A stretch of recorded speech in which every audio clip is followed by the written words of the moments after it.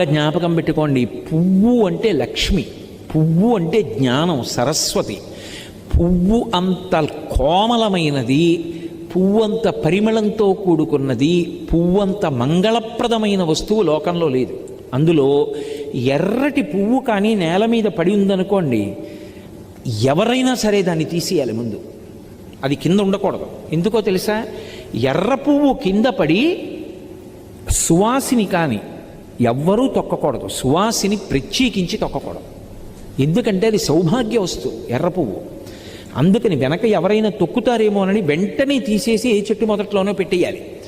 అంత పరమ పవిత్రమైనటువంటి పువ్వులు పూజ చేయడానికి నీ దగ్గర సరిపోయినన్ని లేకపోతే